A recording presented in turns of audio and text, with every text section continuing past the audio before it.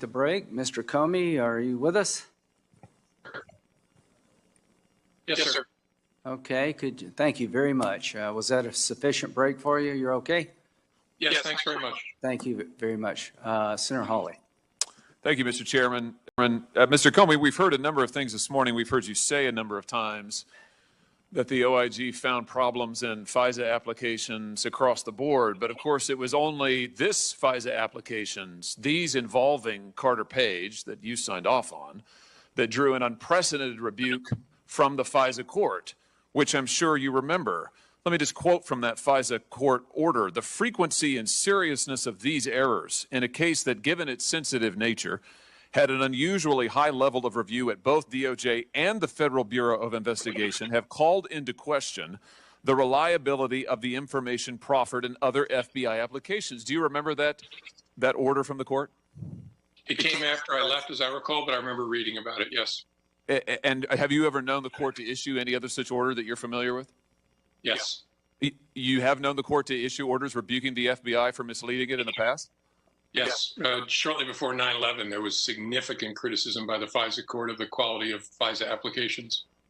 And the court said that the frequency and seriousness of the errors in applications led it to doubt the reliability of all FBI applications in all other cases?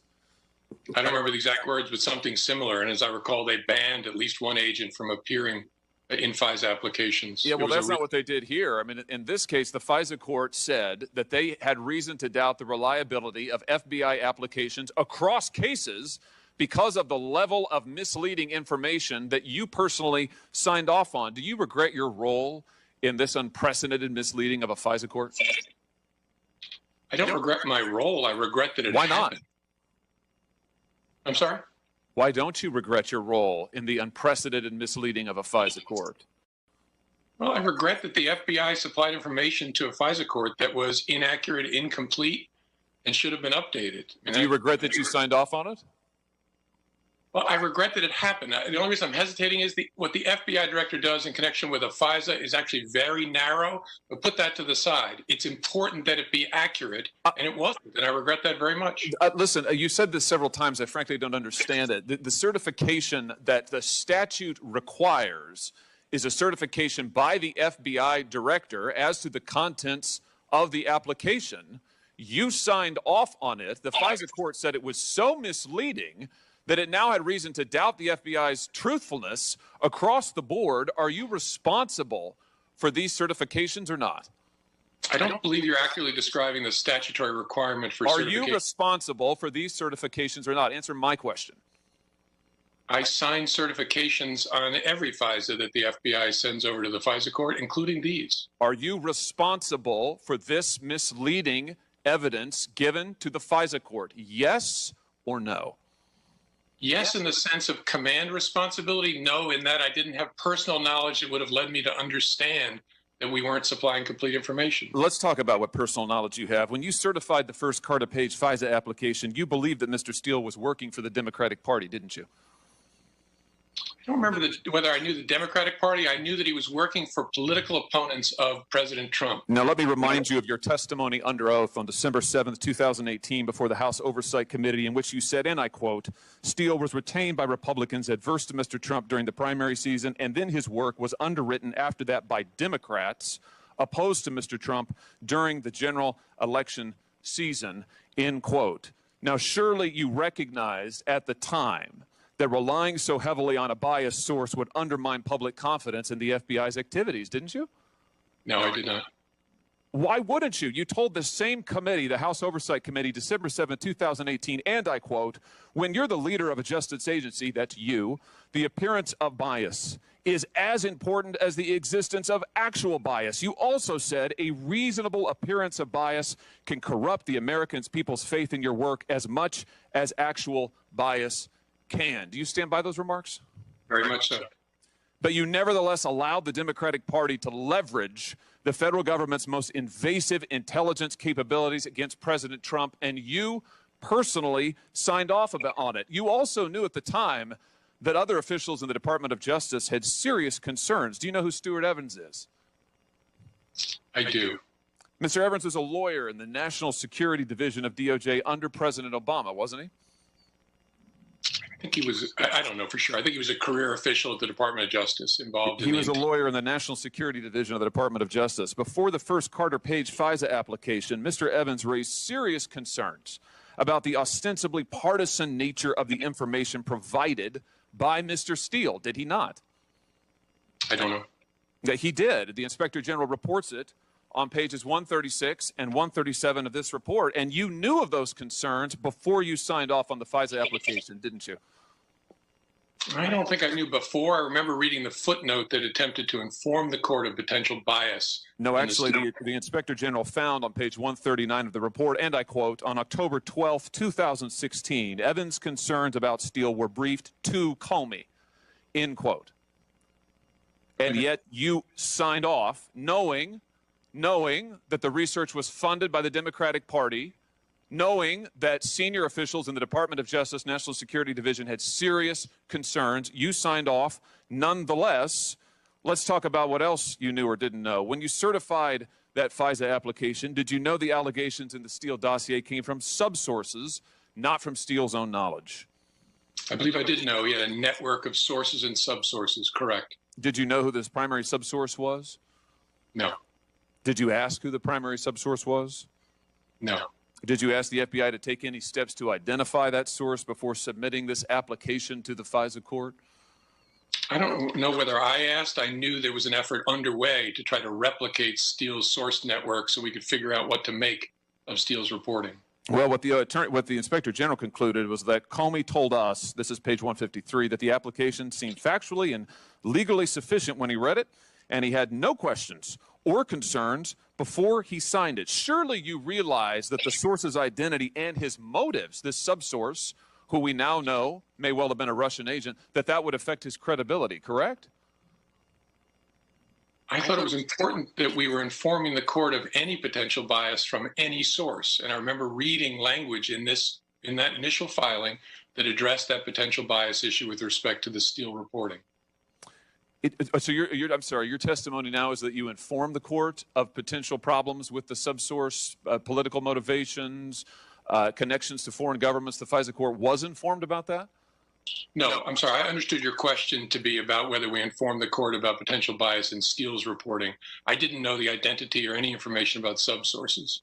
So you personally authorized an unprecedented surveillance on an individual associated with the presidential campaign during that campaign's ongoing time period, October of 2016. You signed off personally on 2 further applications based on information from a source that you believed correctly worked for the Democratic Party, and the source's information, it turns out, was coming from a suspected Russian agent, yet you did nothing to try to verify any of this information. You brushed aside the concerns of high-level national security lawyers at the Department of Justice.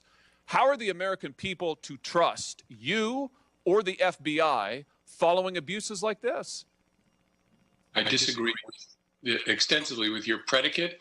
I think the FBI is an organization that is honest, competent, independent, and also flawed because it's made up of human beings. Well, I have to say, I'm not necessarily worried about the FBI as a whole. I'm worried about you, and I'm worried about what you certified to a court that led the FISA court to conclude that it had been misled repeatedly, and that due to the nature of those repeated misrepresentations, it could no longer trust what the Federal Bureau of Investigation, the agency you led, what it said in subsequent cases. That, I suggest to you, is an incredible dereliction of duty, indeed a betrayal of your responsibility as director of the FBI. If I could, Mr. Chairman, just one last thing I want to follow up on. The letter from to Chairman Graham from John Ratcliffe, which I know you've seen, Mr. Comey, as you mentioned it earlier. Mr. Ratcliffe says, on 7 September 2016, U.S. intelligence officials forwarded an investigative referral to FBI Director James Comey regarding U.S. presidential candidate Hillary Clinton's approval of a plan concerning Donald Trump and Russian hackers as a means of distracting the public from her use of a private mail server, end quote. Did you open an investigation? I don't know what that refers to. As I said earlier, that does not ring any bells with me when I read that. You did not receive any investigative referral of this nature? I don't remember it. I don't remember receiving anything that's described in that letter.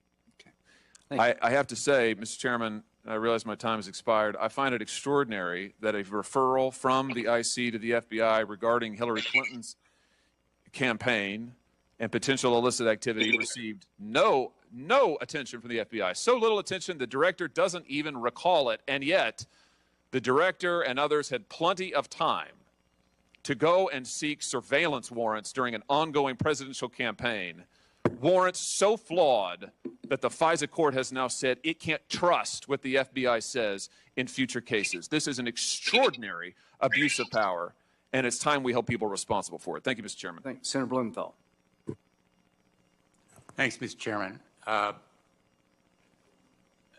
Comey, thank you for being here today. Thank you for your service to our nation, and thank you for your families as well, your wives in particular.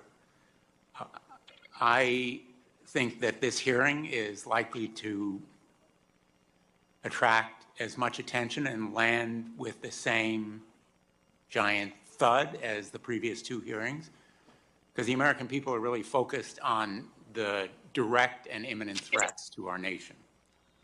The pandemic continues to kill almost 1,000 Americans a day due to the cruel indifference and callous neglect of this administration. People are continuing to lose jobs. Millions are unemployed, and our small businesses are struggling. And here we are relitigating a controversy that is 4 years old, involving an investigation into Russian interference that occurred in 2016, when the really imminent and urgent threat is Russian interference ongoing at this very moment. The Security Center Director, William Evanina, warned publicly, quote, "Russia continues to spread disinformation in the U.S. that is designed to undermine our democracy." And I can say that the information we've received in briefings is absolutely chilling. We've received that information in confidential, classified briefings that I wish could be made known to the American public with the same kind of alacrity that documents have been declassified in this proceeding. The American people deserve to know about that threat, which is ongoing.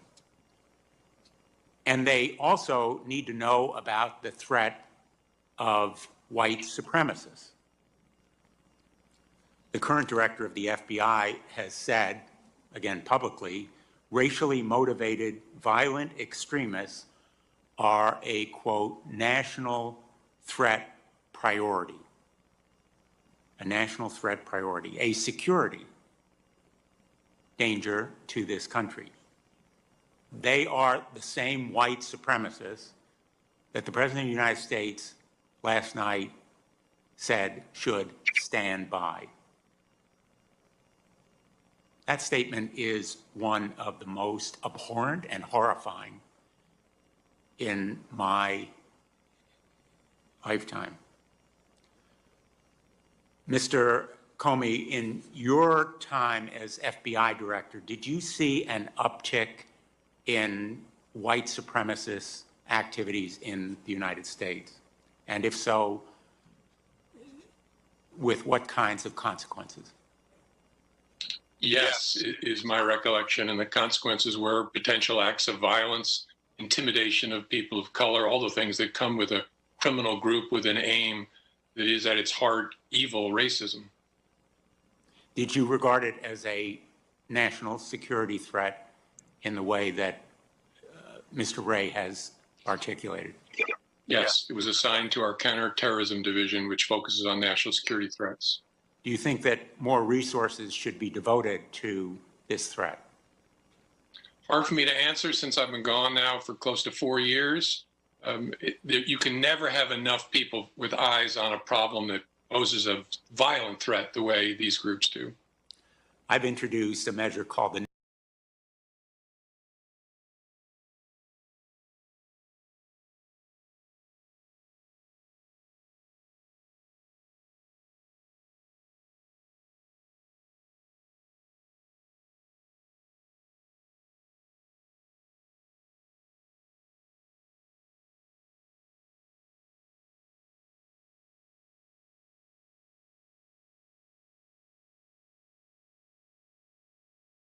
no warning that would practice command to the statements that earlier you made in response to Senator Durbin's inquiry about the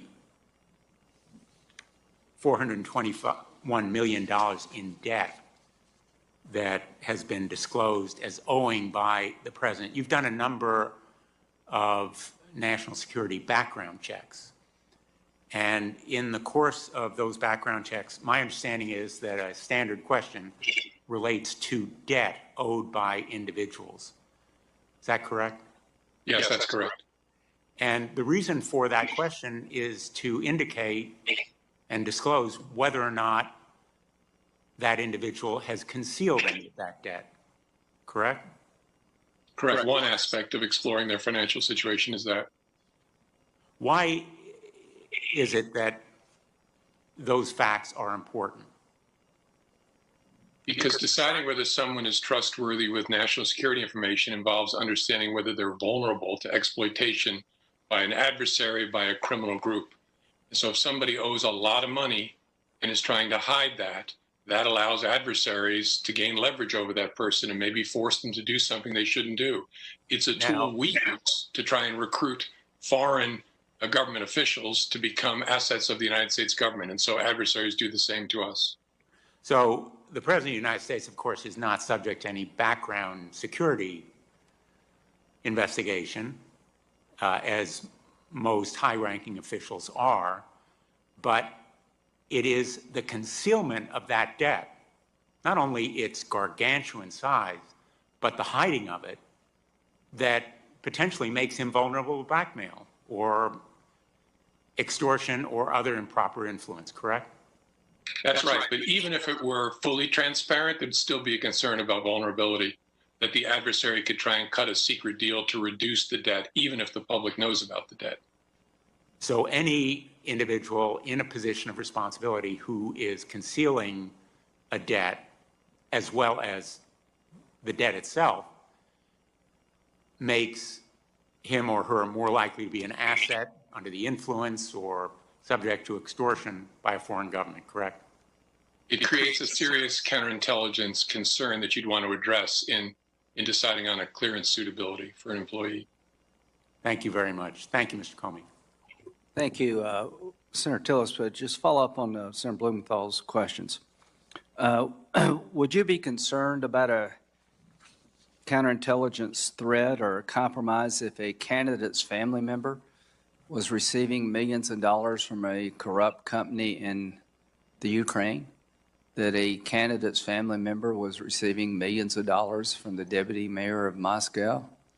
That a candidate's family member was getting a $1.5 billion investment portfolio from the China bank? Would that concern you? If I were still the FBI, I'd be concerned about any effort to exert leverage over a government official, potential government official, or someone close to them in an effort to influence them. Thank you very much, Senator Tillis. Chairman, if I may just clarify, the question you've just raised is a hypothetical relating to a current non-government official. What we have here and what the records reveal quite starkly is that the President of the United States, our commander-in-chief, is vulnerable to leverage and manipulation, even possible blackmail. I understand your point, and you have a right to make it. The point I was making is very real. It's not a hypothetical. These things happen. Senator Tillis. Thank you, Mr. Chairman.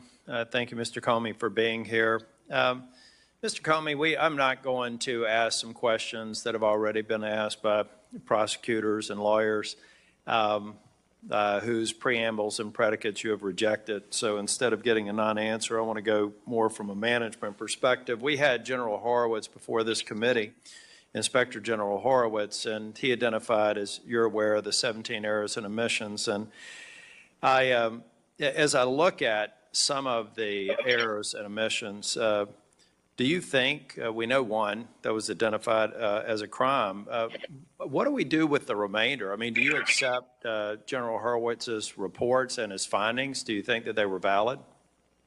I do. And I hope that it was followed by a root cause analysis, which any enterprise ought to engage in to figure out, so exactly why did this happen and how should we change to make sure it doesn't happen again?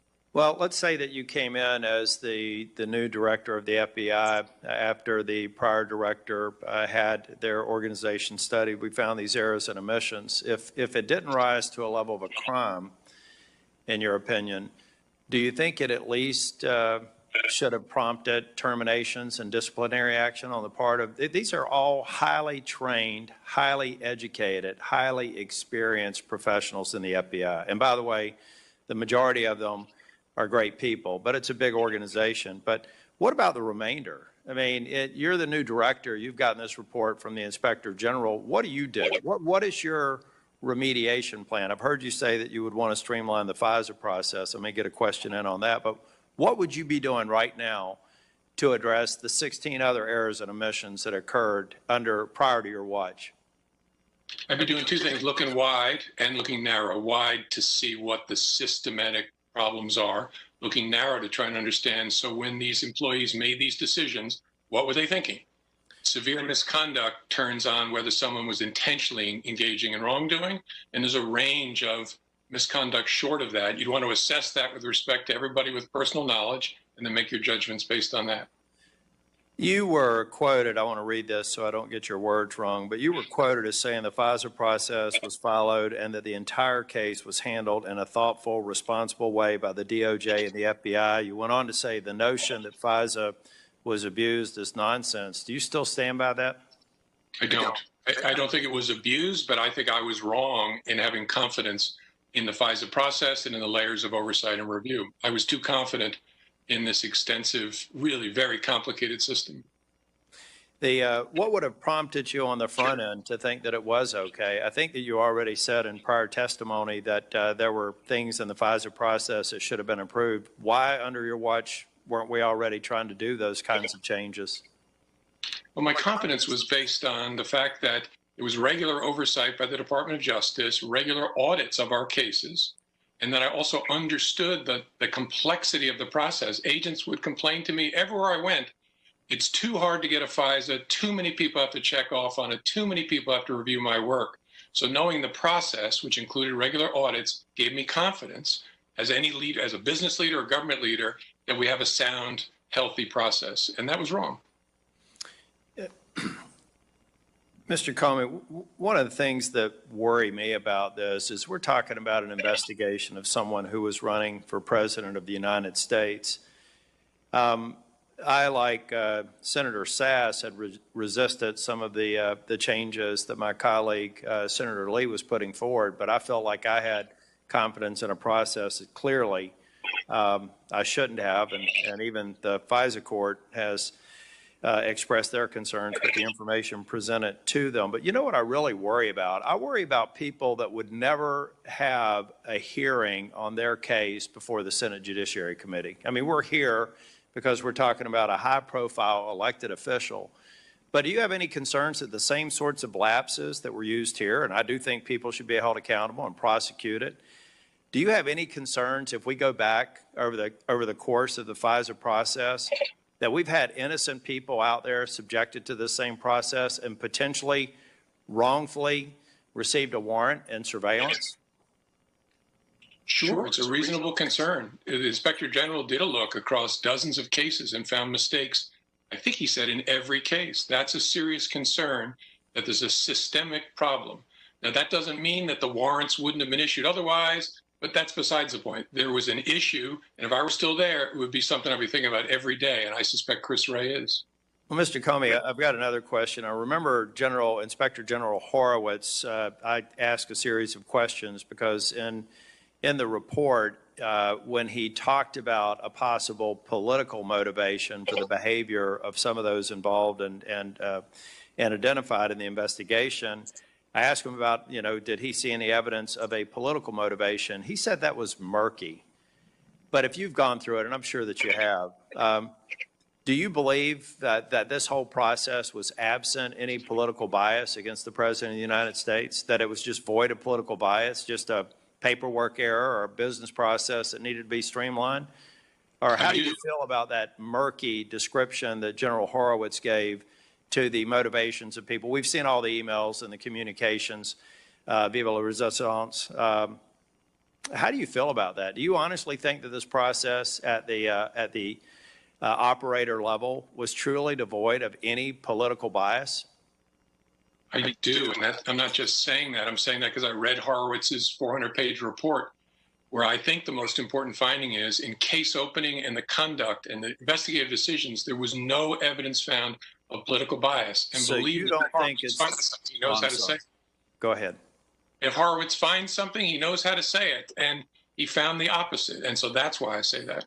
But why would You appreciate